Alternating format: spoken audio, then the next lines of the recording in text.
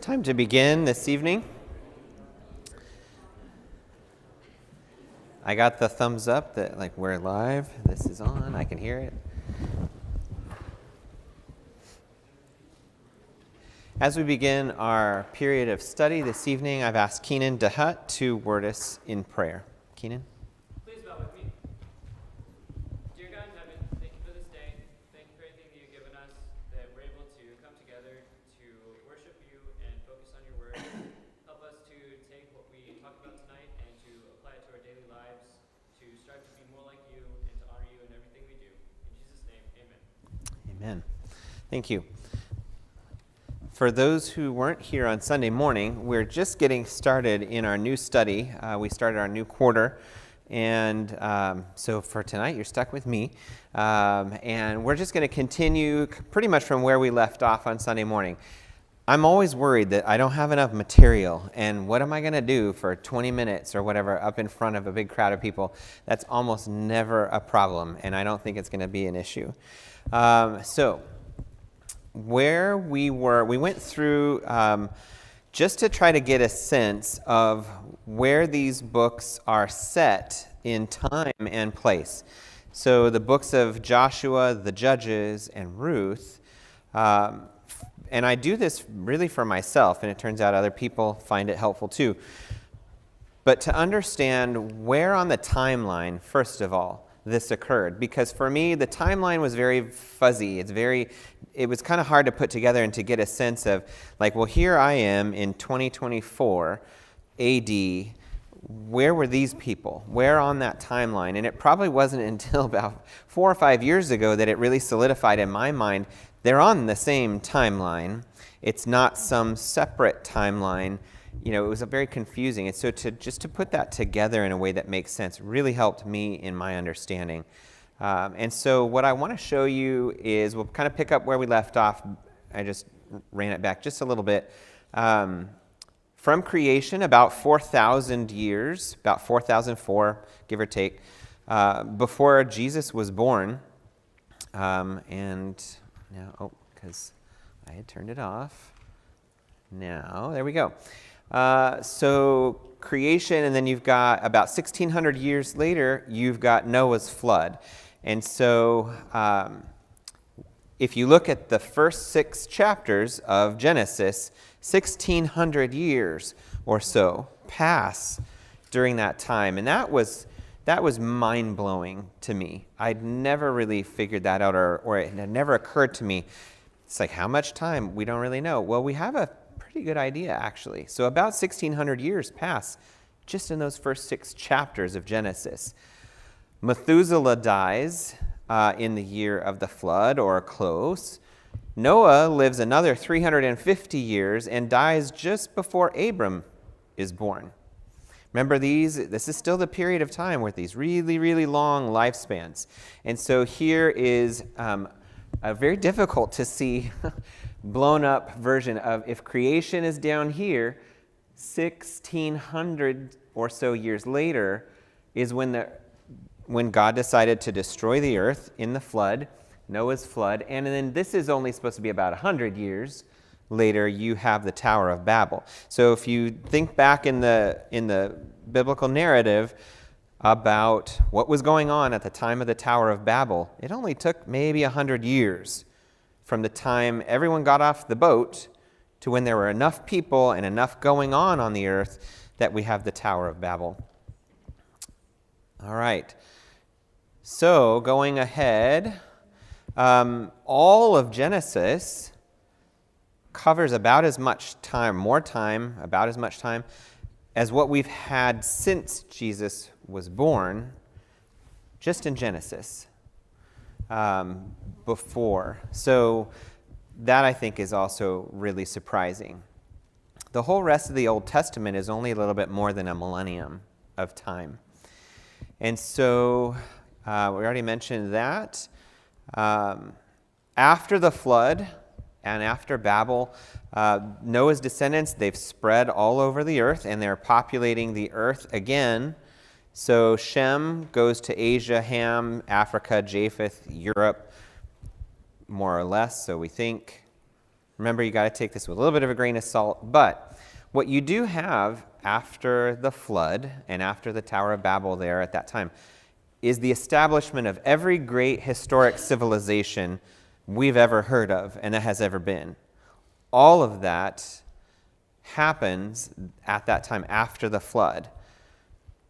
And so if that was around 2200 years BC, you're only talking about a period of a few hundred years before a lot of really major events start to occur. So about 300 years later, in about 1900 BC, the Battle of the Nine Kings, which is also known as I have it up there, but not here. The slaughter of Kedorlaomer, the Elamite king. You can find that in Genesis chapter 14. By that point, Noah's been gone about 85 years, and his son Shem lives for about another 67. And one thing to keep in mind, so when Abram comes around, when Abram comes to the land of Canaan, who does he meet there after that battle? Melchizedek. Who is Melchizedek? Some kind of, somebody we don't really have a lot of history about. All that we know about him is what was said of him is he was what? A king and a priest. Well, if you do the math, and I'm not saying this is definitely the way it was, however, the oldest living person at that time would have been the patriarch of a tribe or the patriarch of a people or whatever. Well, at that time, if the timeline, holds up and is reliable, what if Shem? What if that's Shem? He's probably the oldest living man on the earth at the time. He was there during the flood. He may be about the only person from right around that time that is still alive by then. So one of the things I had read was an interesting suggestion. What if Shem is Methuselah? We don't really know. It probably doesn't really matter. Is Melchizedek. It's an interesting thought to me. So back to the timeline. You've got 1921 BC. Abram leaves Ur because God calls him out of the land of his people. And then over here, you got about 350 years till Moses is called. So about 350 years between Abram and Moses. All right. We're going to keep on moving. Around that time, 1900, 2000 BC, the post-Diluvian societies are being established, the great societies, the Egyptians, Mesopotamians, all of the historic societies we can think of. Babylon and Egypt are developing writing. You've got those great societies being built, so Phoenician, the native Canaanite societies, the Chaldeans. You've also got Greece being established, and you've got the Far East. We don't know a lot about them. They don't appear in the biblical narrative, but from other evidence, we do know somebody got over there and started building a population. So here we are again, Abram and Moses. That's the same screenshot. So what about Abram? About 1921 BC is when he's called out of his land, and just maybe 20 years or so later, Sodom and Gomorrah, and you've got another maybe 30-ish years. He travels back to Canaan, the land that would be Canaan, right? Because where do we know what's identified as Mount Moriah?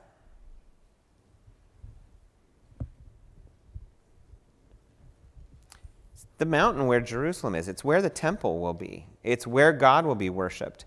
That's Mount Moriah. Mount Zion, Mount Moriah, at least is, to my understanding. Now, somebody can correct me if I'm wrong on that, but I think there's a significance there. And then you've got Sarah passing away. So mid-1800s BC, Shem passing away not long before Jacob is born. So you've got, I think one of the things I also never realized is these people's timelines overlapped. You have, because of those long lifespans, you've got this overlap of major biblical figures who were contemporaries of one another. So I think it's reasonable to assume that Abram met the son of Noah, or knew the son of Noah, even if he wasn't Melchizedek. You have the establishment then of the 12 tribes in the mid-1700s BC to the mid-1600s, the establishment of those tribes, and Moses then coming along at about the time that Egypt's society is peaking. So just doing some quick math, Egypt has had 500 or 600 years, give or take, to establish their society, maybe build pyramids, right? The pyramids were probably not there before the floods, or if they were, they survived the floods, and then they figured out something they were doing with them then. But we know the pyramids are linked to the reigns of certain pharaohs. And so the pyramids are a few hundred years old. And about that time, then you've got Athens being established. So I think it's interesting to think about what else is going on the face of the earth. Because I think I often get tunnel vision when I study the Old Testament or something, and you tend to think about those people and places in isolation. But there were other things going on the earth too. That's that same, nothing new there. All right, so the rise of Israel. The Exodus then happens in that 15th century BC.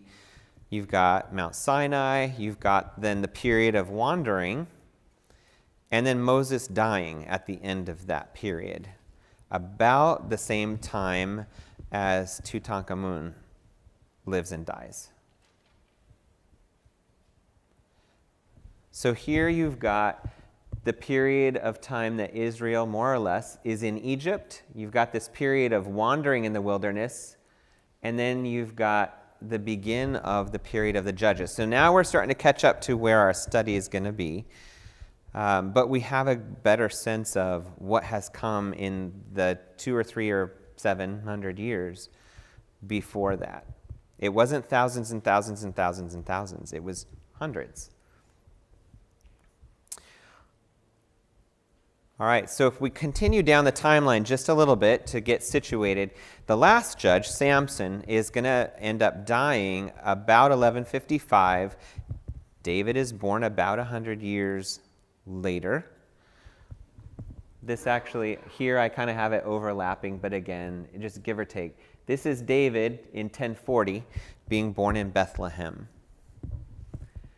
And the end of the Judges is somewhere right around in here when Samson dies. So let's see, this would be on the little timeline. There's 1155 right there.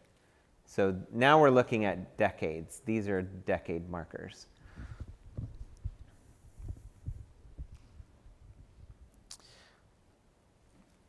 So what else is happening? 1256, when Ruth marries Boaz, that's the time of Jason and the Argonauts. So Argonauts capture Greece shortly after that, the Trojan War. Things that we've heard of before, we can place those in time. So these are other events that were occurring around the same time as events that we're going to be studying. That's that same view.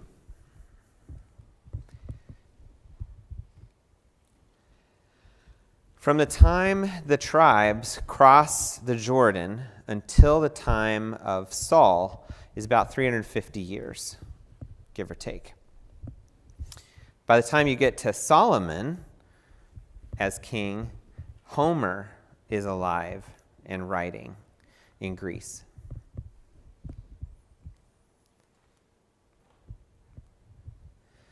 Rome is established about the time that the last king of Israel is captured in the 700s BC, and the first Olympics.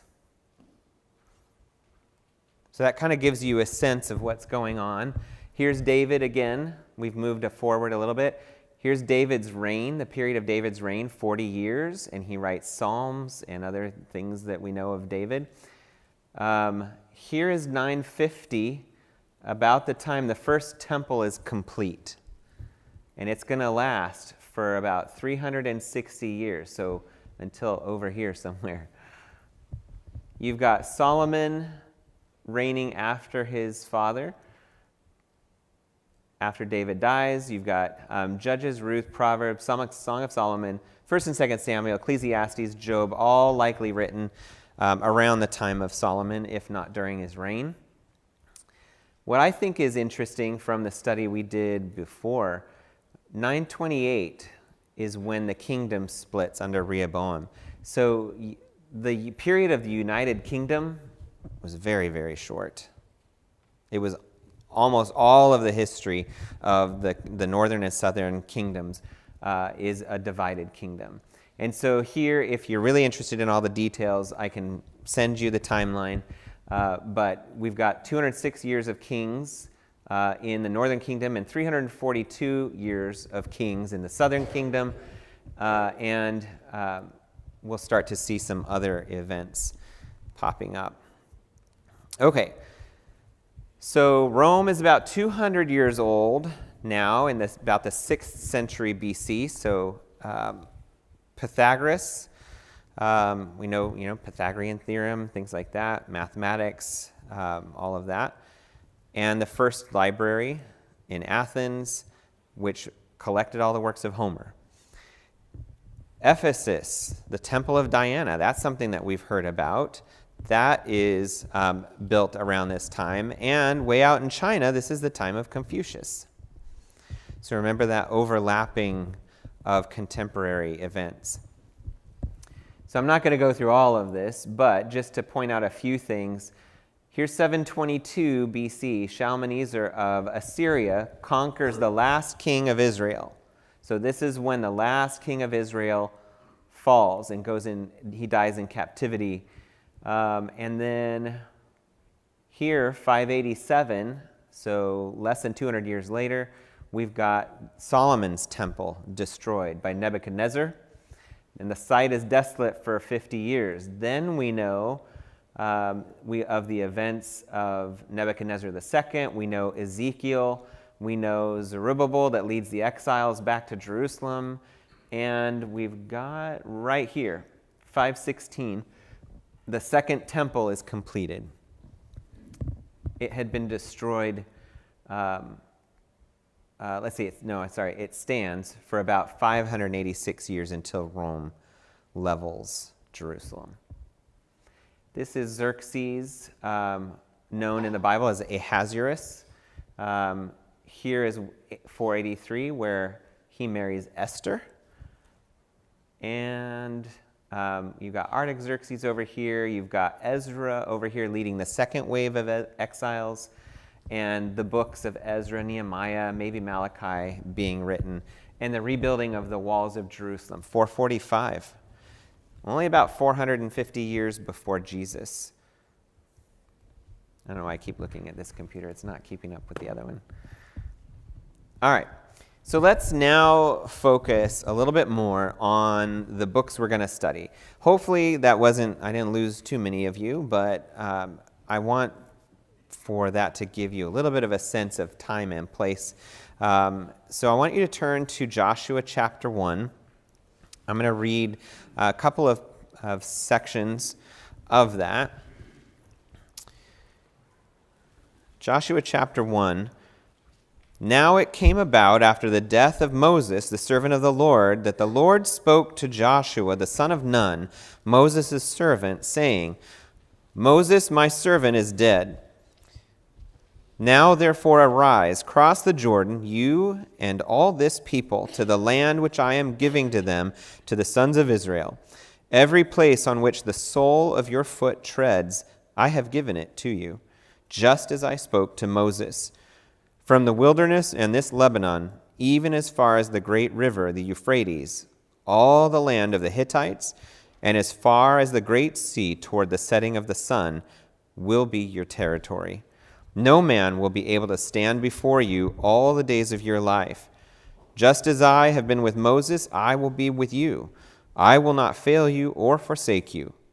Be strong and courageous, for you shall give this people possession of the land which I swore to their fathers to give them. Only be strong and very courageous. Be careful to do according to all the law which Moses my servant commanded you. Do not turn from it to the right or to the left, so that you may have success in wherever you go. This book of the law shall not depart from your mouth, but you shall meditate on it day and night, so that you may be careful to do according to all that is written in it. For then you will make your way prosperous, and then you will have success. Have I not commanded you? Be strong and courageous. That's the third time. Do not tremble or be dismayed, for the Lord your God is with you wherever you go. From God calling Joshua to the end of the book, go to chapter 24, and we'll read 1 through 13. Then Joshua gathered all the tribes of Israel to Shechem and called for the elders of Israel and for their heads and their judges as their officers, and they presented themselves before God. Joshua said to all the people, "Thus says the Lord, the God of Israel, from ancient times your fathers lived beyond the river, namely Terah, the father of Abraham and the father of Nahor, and they served other gods. Then I took your father Abraham from beyond the river and led him through all the land of Canaan and multiplied his descendants and gave him Isaac. To Isaac I gave Jacob and Esau, and to Esau I gave Mount Seir to possess it. But Jacob and his sons went down to Egypt. Then I sent Moses and Aaron, and I plagued Egypt by what I did in its midst. And afterward I brought you out. I brought your fathers out of Egypt, and you came to the sea, and Egypt pursued your fathers with chariots and horsemen to the Red Sea. But when they cried out to the Lord, he put darkness between you and the Egyptians, and brought the sea upon them and covered them, and your own eyes saw what I did in Egypt. And you lived in the wilderness for a long time. Then I brought you into the land of the Amorites, who lived beyond the Jordan. And they fought with you, and I gave them into your hand, and you took possession of their land, and when I destroyed them before you. Then Balak, the son of Zippor, the king of Moab, arose and fought against Israel, and he sent and summoned Balaam, the son of Beor, to curse you. But I was not willing to listen to Balaam. So he had to bless you, and I delivered you from his hand. You crossed the Jordan and came to Jericho. And the citizens of Jericho fought against you, and the Amorite, and the Perizzite, and the Canaanite, and the Hittite, and the Girgashite, and the Hivite, and Jebusite. Thus I gave them into your hand. Then I sent the hornet before you, and it drove out the 2 kings of the Amorites from before you, but not by your sword or your bow. I gave you a land on which you had not labored, and cities in which you had not built, and you have lived in them. You are eating of vineyards and olive groves, which you did not plant." So God, during the time of Joshua, reveals through Joshua again everything that he had done for his people. And this is going to be a major theme throughout the study of the book of Joshua, is that forgetfulness of the people and the continual reminders of what God did for them. So we think that the book of Joshua at least was begun by Joshua in around 1400 years or so before Jesus, in his lifetime, but possibly not finished, or possibly it was added to many years later. They think perhaps some of it might have been recorded by Eleazar or Phineas, who was his son. What I thought was interesting, the fact they think it's uninteresting is interesting to me. When I did a little research on this, historians, even biblical historians, they don't necessarily look at the book of Joshua as valuable to their history. That just perplexes me. To me, that just says these people don't trust in God. These people don't believe God's word, and they don't see God moving through all of history the way that we do. Because I think this is extremely valuable. I think perhaps it's not very popular because there's a lot of killing. There's a lot of what we term genocide, which in general is looked at as kind of a negative thing. And that's not a real popular topic. And to, believe in a God, and people will criticize you sometimes for your faith in a God that perpetuated genocide without the context of who these people were that were driven out and how evil they were and how they did not know God or obey God or listen to God. That's my own thought on that. So the book of Joshua describes how they go into the land of Canaan and capture it after wandering in the wilderness for 40 years. What we know of that, it's fairly detailed, and we'll read about a lot of battles in a lot of places, and I want to introduce you to a couple, at least, a few. But let's talk about Judges, I guess, first. So written about the 10th century, perhaps much later, or also rewritten. Usually we think of Samuel as its writer, and let's look at Judges chapter 2. Couple of verses. Judges 2, verses 1 through 12. The angel of the Lord came up from Gilgal to Bochim, and he said, I brought you up out of Egypt and led you into the land which I have sworn to your fathers, and I said, I will never break my covenant with you. And as for you, you shall make no covenant with the inhabitants of this land. You shall tear down their altars, but you have not obeyed me. What is this you have done? Therefore I also said, I will not drive them out before you, but they will become as thorns in your sides, and their gods will be a snare to you. When the angel of the Lord spoke these words to all the sons of Israel, the people lifted up their voices and wept. So they named that place Bochim, and there they sacrificed to the Lord. When Joshua had dismissed the people, the sons of Israel went each to his inheritance to possess the land. The people served the Lord all the days of Joshua and all the days of the elders who survived Joshua, who had seen all the great work of the Lord which he had done for Israel. Then Joshua the son of Nun, the servant of the Lord, died at the age of 110. And they buried him in the territory of his inheritance in Timnath-Heres, in the hill country of Ephraim, north of Mount Gaash. And all that generation were also gathered to their fathers, and there arose another generation after them, who did not know the Lord, nor yet the work which he had done in Israel. So that's a good intro to Judges. So if there was some disobedience and some struggle with God's people in Joshua, it's going to be multiplied many, many times over in the Judges. And so we'll study that next month. And then we get to Ruth.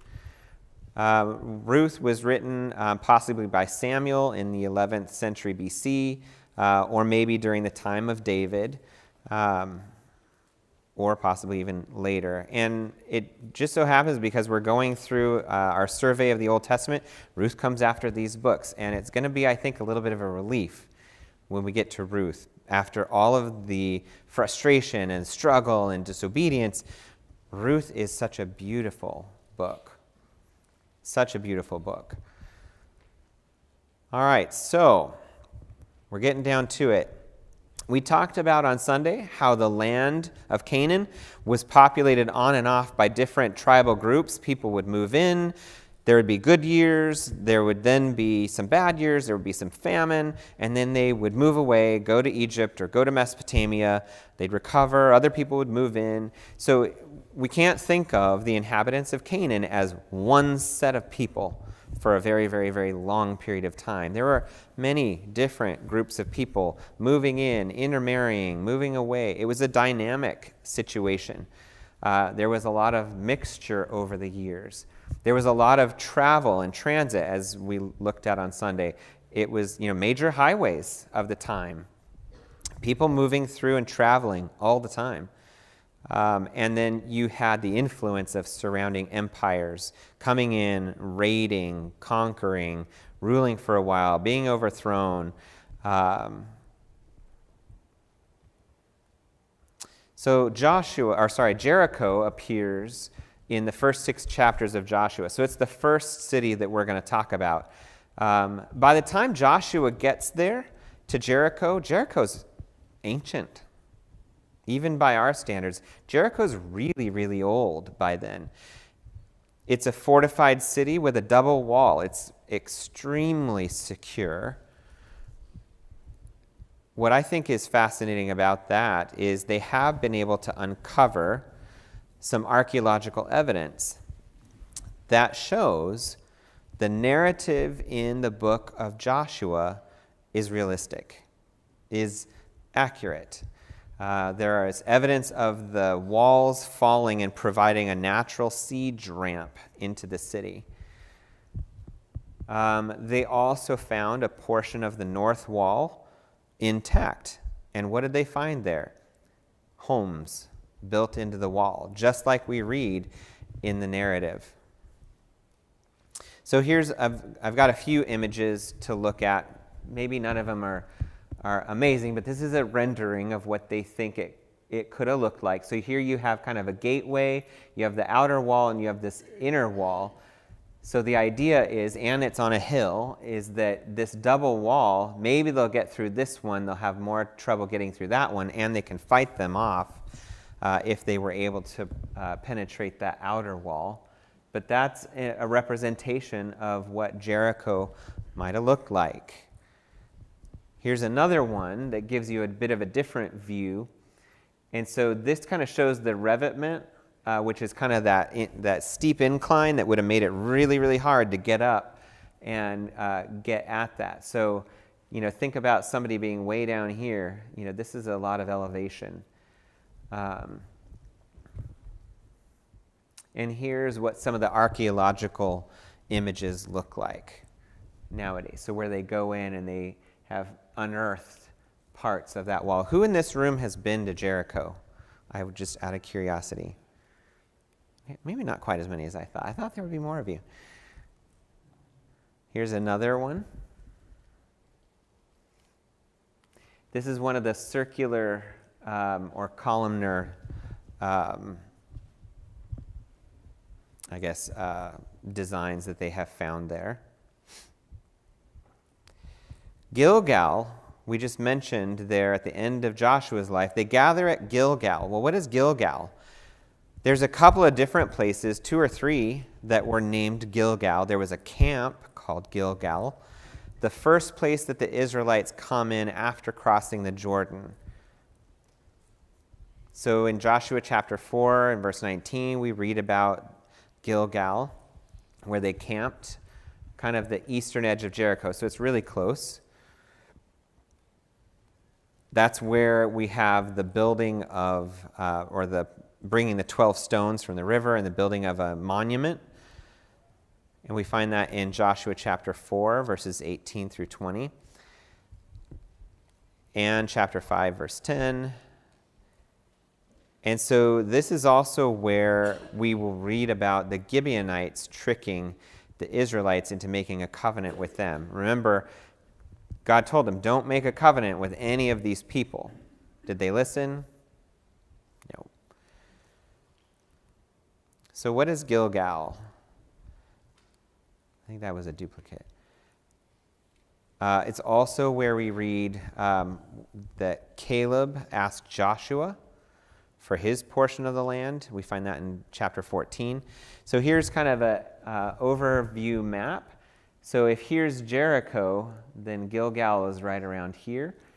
And then you also have modern Gilgal, and then you have Tel Gilgal. And if I'm right, Tel means basically like an elevated, city or a place where there used to be a city. And this is what they think the Gilgal looks like. There's not a lot there.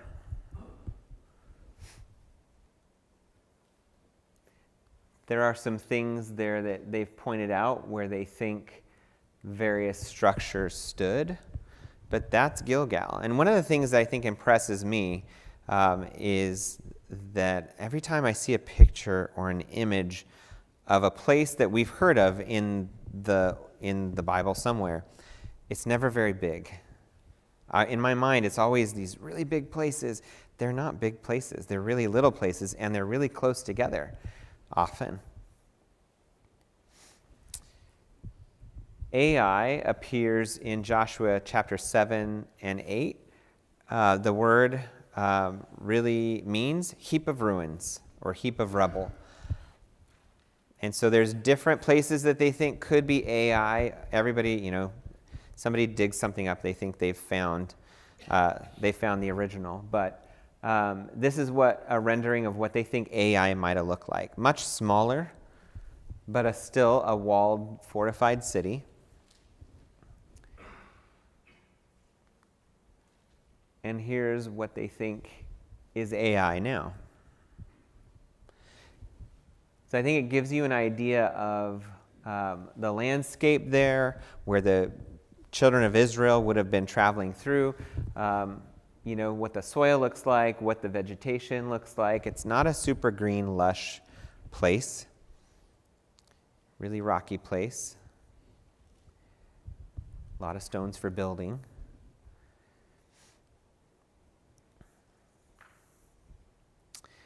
This, I think, is kind of a neat picture. It's going to be hard to see. So these are different sites that they are looking at.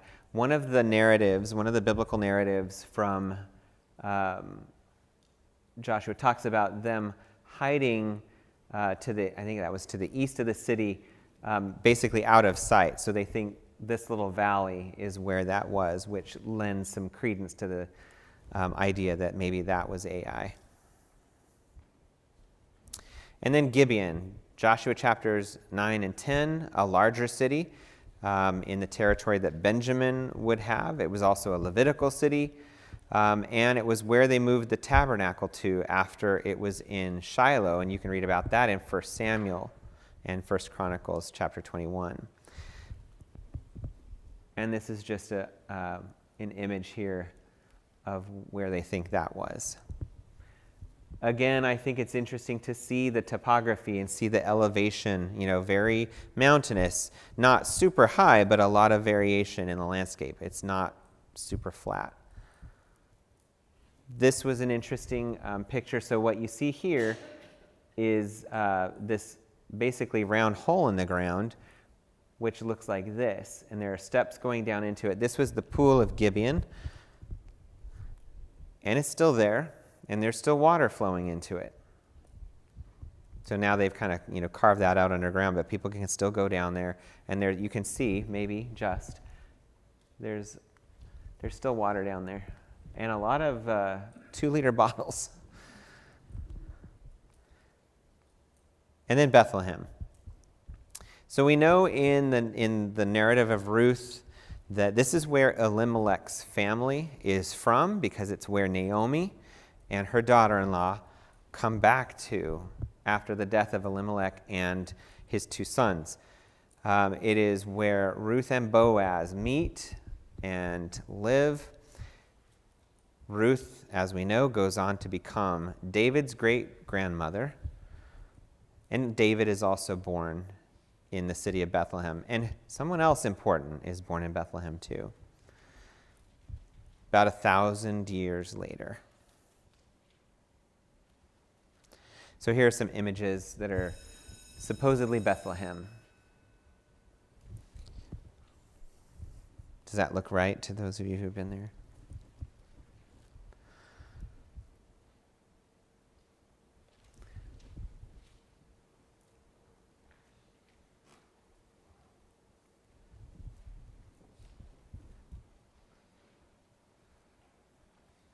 All right. Before we're done, we've got just a few minutes. There are 3 questions for this first lesson, just as we kind of introduce the study. And I want to ask you, I have nothing written down for these because I've done way more than enough talking. I want to hear from you. What does this mean to you? Success comes from following God. As we look at the book of Joshua, this is going to be our theme for Joshua. Success comes from following God.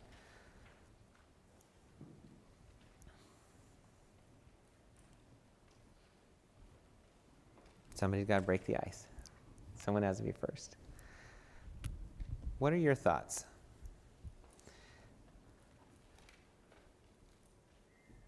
John, in a lot of ways, success is when preparation meets opportunity. That can equate success. Sure. When preparation meets opportunity. I like that. Yes? Several times throughout the 3 books, we see them acting before consulting God, like with AI or with the Gibeonites, and Yep. it's very clear in other instances they go to God first, and in those that they don't, it doesn't work out. It doesn't work out very well. Yeah, it doesn't really go their way. So success comes from following God, not preceding God, is kind of your point. Yeah, Aaron? There's several instances too where you see it in practice, like she's saying, like they don't follow after God's instructions. But there's other ways that they show it symbolically too, even the way that they follow the Ark of the Covenant. Like God says, get the priests pick up the Ark, Yep. go to Jordan, follow it, but stay back from it. You don't know where you're going. This is a new way. So it's almost like he shows it. God shows so many ways in the book, in all 3 of these books, that my way is the right way, and to make sure that Yeah. you are diligent in knowing the right path. Absolutely. That was the shortest 5 minutes ever. That was about a minute and a half. Sin is a reproach. That's going to be the theme for the study of the book of the Judges. Sin is a reproach. What do we think about that?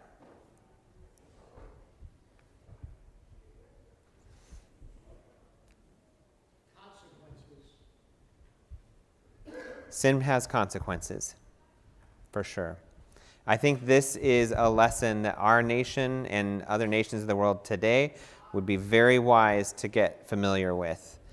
And the last one, as they come streaming through the doors, godly hearts are beautiful.